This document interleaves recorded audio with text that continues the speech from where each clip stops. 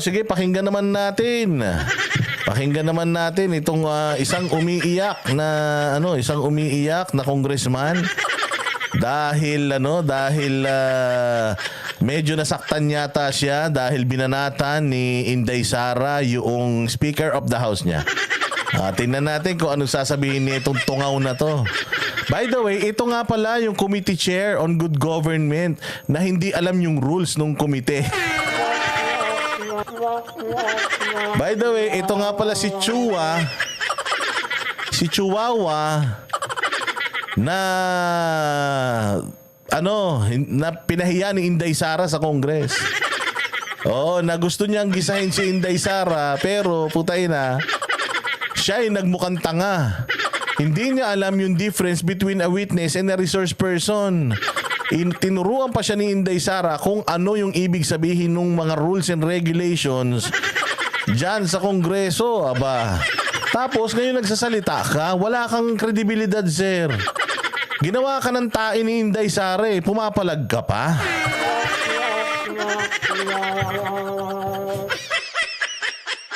Sinasabi nga na yung yung hearing mo patawa na lang yun. Kung ano-ano sinasabi mo hindi ba? Ay Marifel del Mundo, salamat kaayo. Chua, ang basura, ang dami sa Binondo. Anong ginagawa? Totoo yan, Chua. Yung mga distrito ninyo, ang dudumi. Pero pinipilit nyo manita ng dumi ng iba. Pinipilit nyo sitahin yung confidential funds ni Inday Sara, pero liquidation by certification naman kayong mga ulul kayo. Nagsasasabi mo. Sige nga, pakinggan nga natin sinasabi ni itong si Joel Chua na ginawang tanga ni Inday Sara sa sarili niyang komite. Na ang bait-bait. Yes, ma'am. Opo, ma'am. Pwede na po kayong umalis, ma'am. Di naman po kayo nag-oath. Ang ina, nakakahiya ka. Sige, pasok. Sabi, boss, dito sa amin sa Southern Leyte, next year tatakbo nanay, mayor, tatay, congressman, anak, city councilor, kapatid. Ang tanong, Kuya Gen Z TV, nananalo sila? Ngayon kung nananalo sila, baka gusto sila ng tao. Baka gusto sila ng tao, baka magaling yang dyan sa inyo sa saan ba to? Dito sa amin sa Southern Leyte, baka naman magaling yung mga politiko na yan, kaya mula mayor hanggang sa baba, pamilya nila. Ngayon, kung hindi naman sila magaling at nananalo sila, putay na Kuya Gen Z, huwag mo nang ipagmalaki, kasalanan nyo yan. Kasalanan nyo yan. Sobrang kasalanan nyo yan. Bakit? Bakit kasalanan nyo yan? Mantakin mo nananalo. Ba't nananalo? Ibig sabihin, tanga kayo dyan sa probinsya nyo. Di ba Sherwin Lopez, nilamon ng buo ang pagkatao ni Chihuahua, tapos ngayon, pumapalag pa. Tingnan natin kung ano yung sasabihin niya. Hindi po natin malaman kung saan po napunta yung 15 million Talaga ba? 15 million lang? Taka na, baka abunuhan na ni yan. Abunuhan na ni Banat Bay yung 15 million na yan. 15 million lang pala hinahanap mo by the way. Nung ang tagal na nagsalita si PRD, hinahanap yung mga pera nyo saan napunta. Bakit hindi nyo rin pinapakita? Bakit yung expose ni Inday Sara na ang daming insertions sa DSWD projects ng mga amo mo, bakit hindi nyo pinag-anuhan yan, pinag-hihiring yan? Sa paggamit po ng confidential fund ng DepEd, isa po yan. Pangalawa, ano po yung mga nirentahan nila ng mga safe houses na worth one? Naman pala nagtatanong ka ano yung mga nirentahan nilang safe houses. Madami. Na worth 1 million in 11 days. Antayin mo yung sagot. At saka unang-una sa lahat, bayaan mo yung COA ang magtanong at sasagot sila sa COA. Alam mo kaya ayaw nilang umattend sa hearing mo, sir? Kasi yung hearing mo, duplication. Kasi didinggin yan hihingin lahat ng yan ng COA. Inuunahan niyo yung COA pwede pa siyang sumagot hanggang February. Kung siguro sa February hindi pa rin na sagot ng opisina ni VP, doon ka na magpuputak. Pero hanggat meron pang allowance na hanggang February para masagot ni Inday Sara lahat ng mga discrepancies na sinasabi nyo. Actually hindi siya discrepancy kasi technically yung pera nagamit sa mga dapat paggamitan. Meron silang pinakitang breakdown eh. Ngayon, ini-scrutinize nila yung breakdown. Ba't ang mahal naman ito? Ba't ang mahal naman yan? Putang ina, ba't ang mahal nung mga relo nyo? Ba't ang mamahal ng mga relos nyo? Ba't ang gaganda ng mga bulletproof na mga SUV nyo? Magkano lang naman ang sweldo ninyo? Wala namang kalahating milyon yung sweldo nyo isang buwan. Pero bakit ang mamahal ng mga gamit nyo? Sinisilip nyo yung 15 million. Dalawang relos lang yan ni Kimbo at saka ni Bongbong Marcos. Okay na si Bongbong, mayaman talaga yun. Pero yung ibang mga congressman dyan, lalo na yung young goons, tayo lang, yayaman nyo na kagad ah. Wala pa kayong 3 taon sa pwesto ah.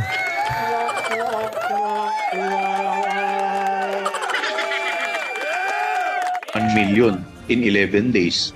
So ako tingin ko po, hindi mo naman po kailangan maging abogado. Ay sus, putsang ina ikaw ang committee chair.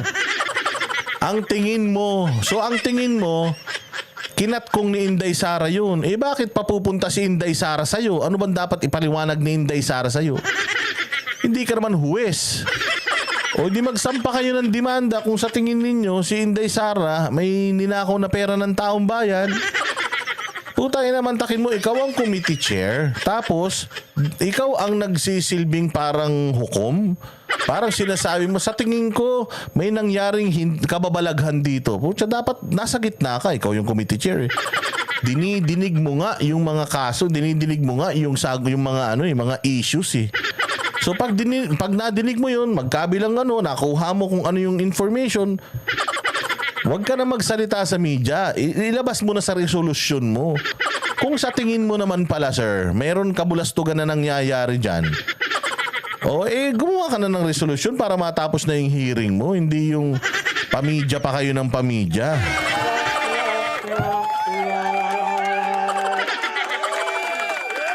So para makita po ninyo na medyo may problema itong mga issue na to. Ipaliwanag. Paano mo nalaman may problema? Side lang ng story mo yung pinakikinggan mo. Pinakinggan mo na ba yung sinabi ko? Sabi ko sa iyo kahapon, hindi mo pwedeng ikumpara yung simpleng kahon sa kahon na hindi mo pwedeng buksan dahil safe siya. Hindi mo pwedeng ikumpara yung exclusive na mamahalin na resort sa isang safe house na puta ina kahit lamok hindi makakapasok. Ay na tinitwist, nyo kasi nagpo-propaganda kayo para kayong mga baliw eh. Hindi nyo na maiisaan ng taong bayan. Ito naman si Chua Ang mga kontrobersya kaugnay ng paggamit ng confidential funds ng Office of the Vice President at maging ng Department of Education o DepEd nang siya pa ang namumuno rito. Yan ang panawagan ng mga leaders sa... Antakin mo ang tinitingnan nyo dito is yung confidential funds ng DepEd. Di ba sinabi nyo na nga sa inyo, check nyo rin yung GAA. I-check nyo yung GAA para makita ninyo kung gaano kalaki yung mga insertions. Ito lang yung hiningi ko, dinagdagan nila ng bilyon-bilyon. Ngayon, ang tanong, nasaan na yung pera na yun? Dapat yun ang iniimbestigahan nyo, House of Representatives. Mantakin mo, sir, 15 million lang yan. We are talking about billions of insertions. Hindi naman hinihingi noong kagawaran yung pera, pero dinadagdagan nyo ng kusa. Ang masaklap, pag dinagdagan nyo, pucha, hindi rin na mamagamit nung kagawaran. Oo, kasi kayo ang namimili kung saan gagamitin yung mga pera na idinagdag yung mga bilyon-bilyon.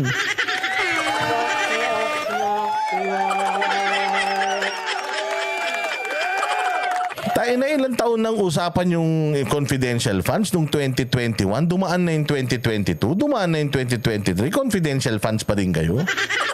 May bago ng issue ngayon. Huhukayin na yung libingan sa libingan ng mga bayani.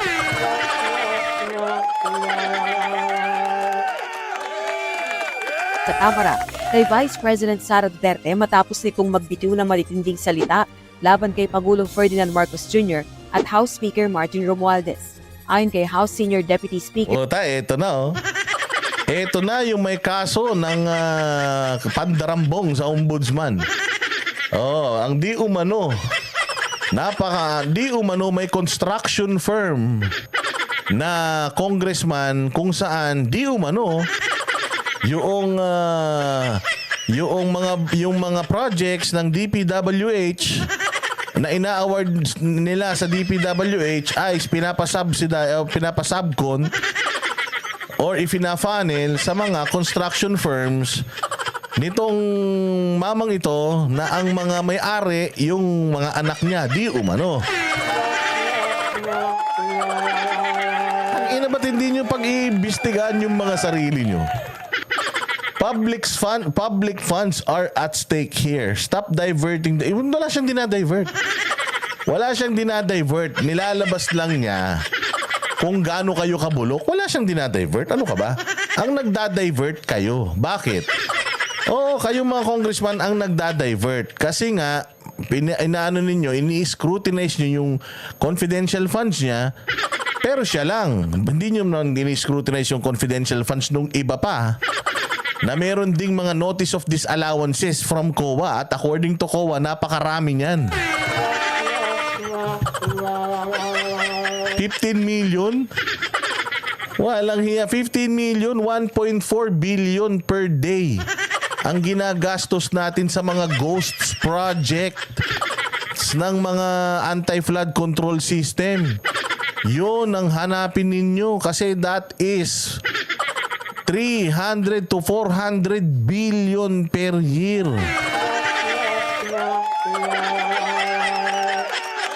Here, Representative Dong Gonzales, pondo ng taong bayan ang pinag-uusapan dito. Wag puro iwas, sabi niya. Kayo rin naman umiiwas eh. Di ba hinahanap nga namin, nasan na po yung audit nyo? Nasan na po yung mga resibo, open the book. Di ba sabi, nasan na po yung mga resibo ninyo ng mga pinagkakagastosan nyo dyan sa Kongreso? Ilabas natin, huwag kayong umiwas. Iwas kayo ng iwas eh. Para lang makaiwas kayo, ang ginagawa ninyo, sinisikil ninyo una yung malayang pagpapahayag. Sinisingil ninyo sinisikil ninyo yung malayang pagtatanong ng sambayan ng Pilipino. Asan na yung mga resibo ng ginastos nyo? Kung meron dito, sir, na umiiwas, kayo yun. Hindi si Inday. Anong umiiwas? Ayan na nga, hinarap na nga kayo ni Inday. A taste of your own medicine. Mahilig naman kayong magpa-presscon. Mahilig naman kayong magbigay ng mga statement na nakakasakit sa kanila. Pag siya nagbigay ng statement na apektado kayo, sasabihin nyo, puro iwas. Sasabihin nyo, diversionary tactics. Aba, grabe naman kayo. Nasa inyo na nga yung pera ng taong bayan eh. Gusto nyo, pati ba naman yung pagsasalita, kayo na lang may karapatan. Kaya dapat ay direkta itong sagutin ni VP Duterte. Kwestiyon ng mga kongresista ang paggastos ng nasa 16 million pesos na confidential funds ng Office of the Vice President. Alam nyo, ang cheap, no? 16 million. 16 million yung hinahabol nyo. Tayo na ang daling i-reconcile niyan.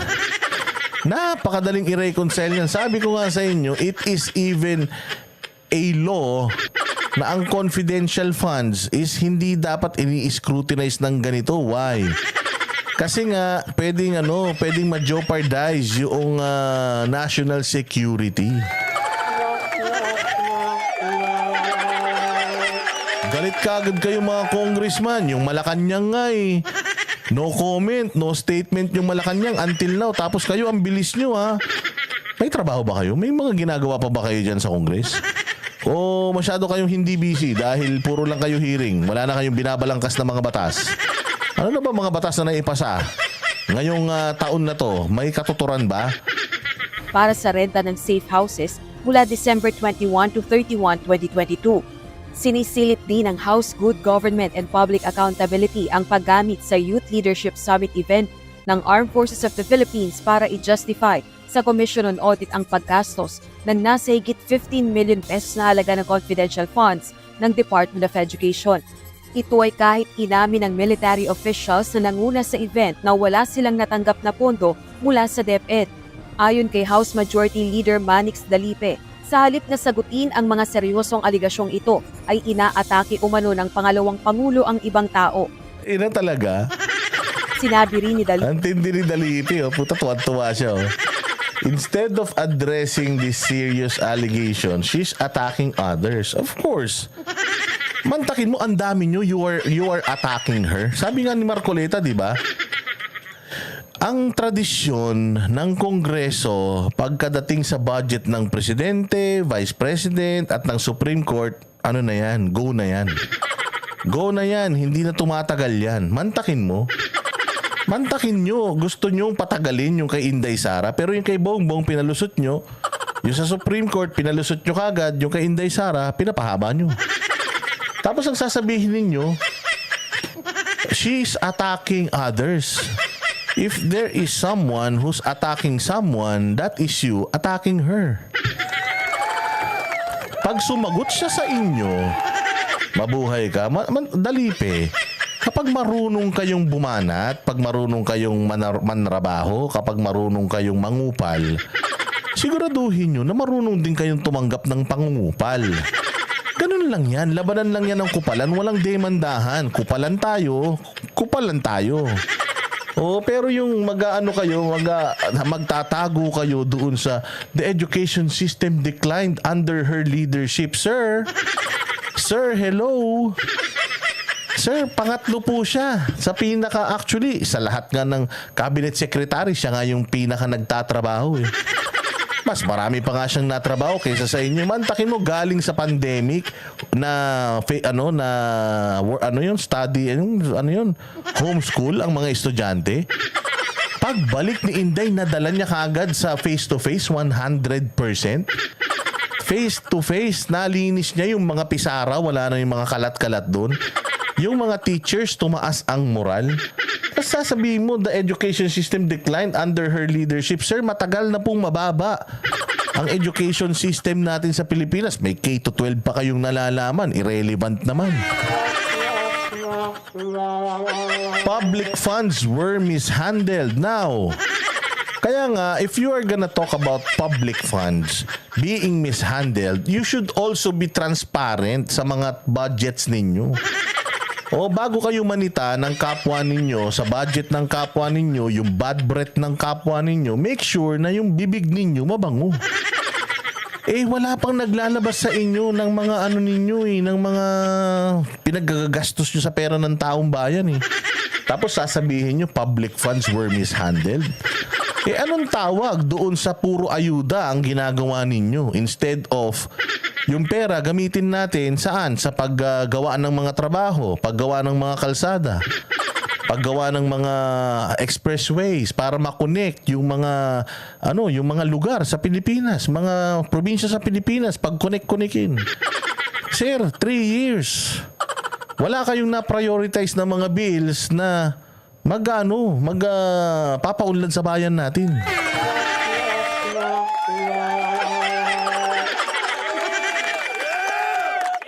Paano mo sasabihin na yung education system decline? Matagal na tayong mababa.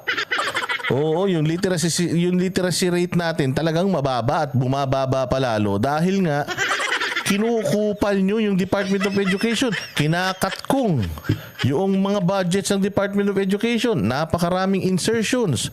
Ang dami mga classroom na dapat ipagawa. May mga insertions. Tapos hindi naman magamit ng kagawaran yung mga in-insert.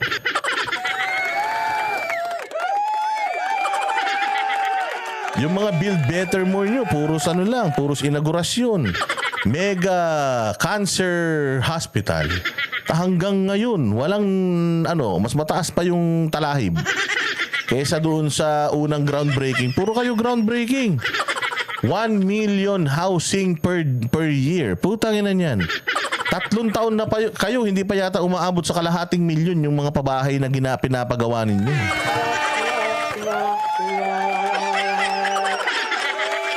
Ayon sa batas, dapat DepEd talaga yung may pinakamalaking budget sa lahat ng mga ahensya ng gobyerno. Oh, DepEd talaga yung may pinakamalaking budget kaya nga ang daming gustong maging DepEd secretary. O, diretso. Felipe na dapat managot si VP Duterte sa umano'y pagbagsak ng education system sa bansa sa ilalim ng kanyang liderato at umano'y maling pangasiwa sa pondo ng bayan.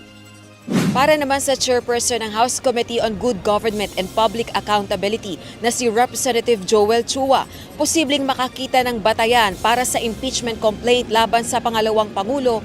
Noon pa naman. Sabi naman ni Inday Sara, nung una pa lang atin niya dyan, yung ginawa niyang basahan si Chua, sa sarili niyang komite, kinwestiyon niya yung rules na hindi alam nung committee chair. Mantakin mo, Chua, mismong rules ng committee mo, hindi mo alam. Paano mo malalaman yung mga tungkol sa mga bagay-bagay na to? 'Di ba? Sarili mo nga sarili mong rules and regulations sa chairmanship mo. Sa committee mo, hindi mo nga alam. Paano mo malalaman itong mga bagay-bagay na sinasabi mo? Sinabi na ni Inday Sara na nagpa-practice na yung mga yan for the impeachment complaint. Yun lang ang gusto ng mga yan, ma-impeach ako. Bakit ko pa sila sasagutin? Gawin na lang nila. Ipa-impeach nyo na lang kasi may mga pag-gano-gano. Pwedeng maging grounds ito for impeach. I-impeach nyo na. Putangin na nyo, puro kayo preskon eh. Sinasabi nyo rin nung nakaraan, pinapatawag nyo si PRRD. Sabi ni PRRD, wala daw siyang natatanggap na mga imbitasyon galing sa inyo. Oy, Placido Pilosopo, shout out sa'yo. Mabuhay ka. Kung hindi nito masasagot ang mga isyong ibinabato laban sa kanya. Ang House panel ang nag-iimbestiga sa sinasabing questionableng paggamit ng pondo ng OVP at DepEd ng kalihim pa nito si VP Sara. Well, kung hindi siya nagpapaliwanag, medyo damaging at saka medyo mabibigat po yung... Medyo lang naman pala eh. Chua medyo lang naman pala. Okay lang yan. Medyo lang pala eh. Walang problema yun. nangyari po sa hearing kahapon. Kaya kailangan maipaliwanag po nila to. As to the ground, posible po. Naniniwala rin ang kongresista na posibleng diversionary tax Style posible. Gawin mo na lang. Gawin nyo na yung articles of impeachment. Gawin nyo na para matapos na tong problema natin. Pinapahaba nyo pa eh. Oo, alam na rin ni Inday na malapit na rin yung katapusan niya. Alam na ni Inday na yung mga ginagawa nyo sa Quadcom, dyan sa yung good government or good governance na committee, alam naman niya na nire-ready nyo na yung grounds for impeachment or articles of impeachment. Kaya si Inday, sabi niya, bago pa ako ma-impeach, putangin na nitong mga to. Maghilaan na kami papunta ng impyerno. Ano sabi ni Inday? Drag me to hell.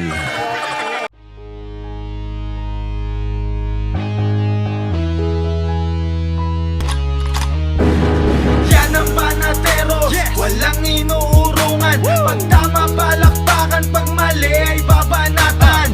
Yan ang banateros, boses ng ordinaryong Pilipino. Banateros ay walang maka